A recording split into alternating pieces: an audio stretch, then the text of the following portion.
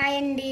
మసాలా కోడిగుడ్డు ఇగురు ఎలా తయారు చేసుకోవాలో చూపిస్తున్నాను. ఫస్ట్ ఇవన్నీ చూపిస్తున్నాను చూడండి. ఉల్లిపాయలు, ఎండుమిరగాయలు, బిర్యానీ ఆకు, అల్లం, లవంగాలు, లాలిక్కాయ, మిరియాలు, చిన్న దాల్చిన చెక్క, ఒక ఎల్లుల్లిపాయ రెబ్బలు, 2 పచ్చిమిరకాయలు, అలాగే ధనియాలు, జీలకర్ర, గసగసాలు, ఇవన్నీ మసాలాకి.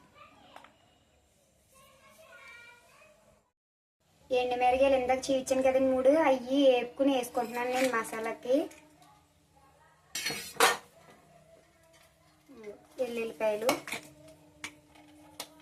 దాల్చిన చెక్క, లాలిక్కాయ, లాంగ్ మొగ్గలు, అలాగే బిర్యానీ ఆకు, అల్లం ముక్క, అవి మిక్సీ పెడతాను. ఆ తర్వాత ఉల్లిపాయలు వేస్తాను.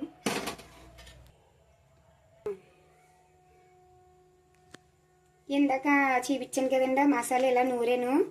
కొంచెం నీళ్ళు వేసుకుంటే వాటర్ వేస్తే ఇలాగ మెత్తగా అవుతుంది. ఇప్పుడు ఉల్లిపాయలు వేస్తున్నాను.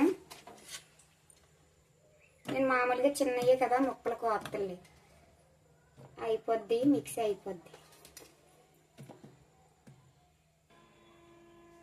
ఉల్లిపాయలు కూడా వేసాక ఇలా పట్టుకోవాలండి. హెడ్ ఏమో ఇలా కట్ చేసుకోవాలి ముక్కల కింద.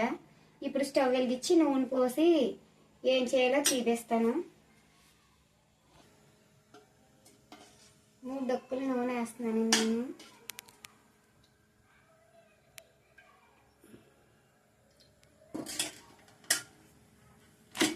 ఇప్పుడు ఇందాక కట్ చేసి పెట్టుకున్న పచ్చిమిరకాయలు వేస్తున్నాను.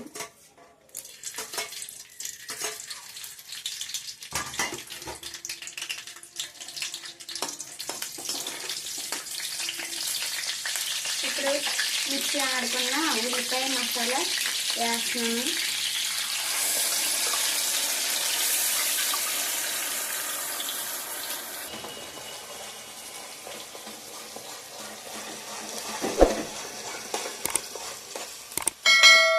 చేసుకున్న వాటికి ఇలా నాట్లు పెట్టుకోండి. అక్కడక్కడనే మసాలా బాగా వెళ్తుంది అందులోకి. చాలా బాగుంటుంది ఇలా. అంతే, మరి ఎక్కువ పెడితే మొత్తం విడిపోద్ది. ఇలా బాగా వేగిపోయిందండి. ఇప్పుడు అన్నీ వేసాకనే ఇప్పుడు వాటర్ పోసుకుందాము కొద్దిగా. నేను ఇంక మిక్సీ గిన్నెలో వేస్తున్నాను వాటర్. ఇది మొత్తం అన్నీ వేస్తాం కదండి. ఇప్పుడు కోడిగుడ్లు వేసుకుందాము. అవి కట్ చేసి పెట్టుకున్నవి ఇలా కలుపుకున్నాక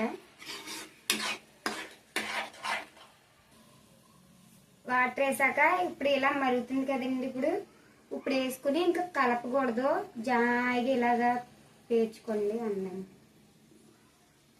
ఆల్రెడీ మనం ఘాట్లు పెట్టాం కాబట్టి అది వెళ్ళిపోద్ది.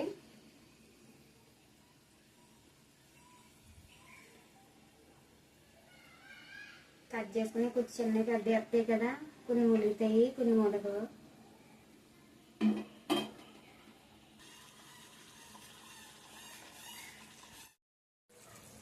అయిపోయిందండి. దగ్గరికి మసాలా కోడిగుడ్డు ఇగురు రెడీ అయిపోయింది. ఇప్పుడు ఒక గిన్నెలోకి తీసుకుందాము.